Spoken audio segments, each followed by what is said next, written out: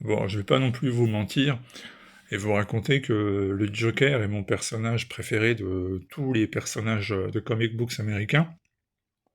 Déjà parce que j'ai jamais été hyper sensible à ce personnage, tout simplement. Et puis parce que, bon, ben, le Joker, on a fini par en faire une sorte d'indigestion, hein.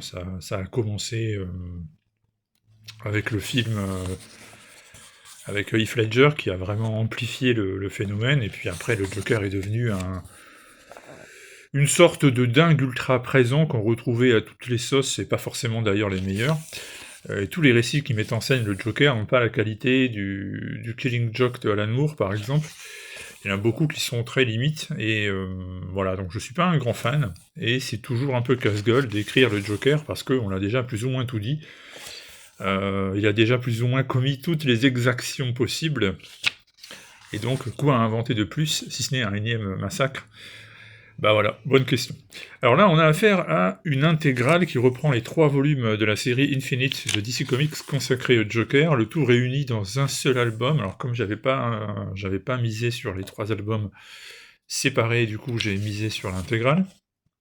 Et il se trouve que c'est plutôt intéressant. Alors c'est une des lectures consacrées au Joker des dernières années qui m'a vraiment intéressé. Alors déjà parce que, en dehors du titre, en réalité c'est le commissaire Gordon qui occupe le devant de la scène. Vous savez, hein, c'est un flic fonctionnaire, police de Gotham, ça veut dire que pour sa retraite, il n'a pas intérêt à être trop exigeant, sinon il va pas très bien vivre.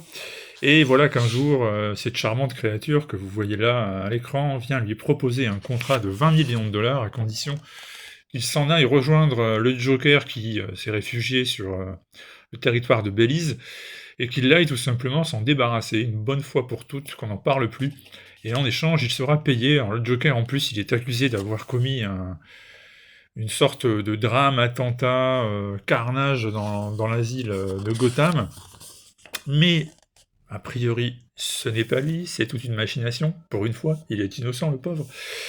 Et c'est un dilemme moral qui se pose au commissaire Gordon. Alors dilemme moral en plus qui est, c'est pas la première fois qu'on en parle, hein. Habituellement c'est Batman qui se retrouve confronté à ça.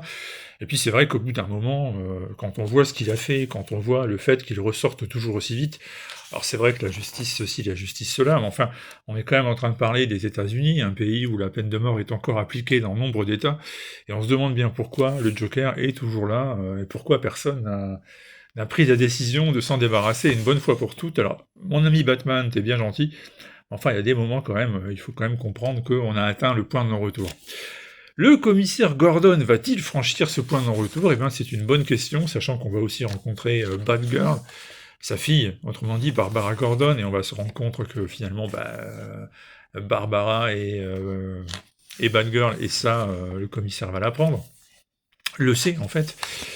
On aura aussi Bane, on aura aussi une sorte de clone féminin de Bane, on aura plein de monde, et puis au bout du compte, ça va être une mini maxi-série qui va être relativement plaisante à suivre, hein, je répète, c'est pas bouleversant en termes de nouveautés, en termes d'être capacité d'écrire quelque chose d'inattendu, mais ça reste, ça suit, c'est agréable, ça se lit, c'est du comics mainstream qui fait son office, et c'est pour ça que, bon, bah, moi je vous recommande l'intégrale, parce que déjà c'est moins cher que d'acheter les 3 volumes en une seule fois, et puis ça vous permet d'avoir une lecture directe de tous ces épisodes, et normalement vous devriez prendre un certain plaisir à les lire.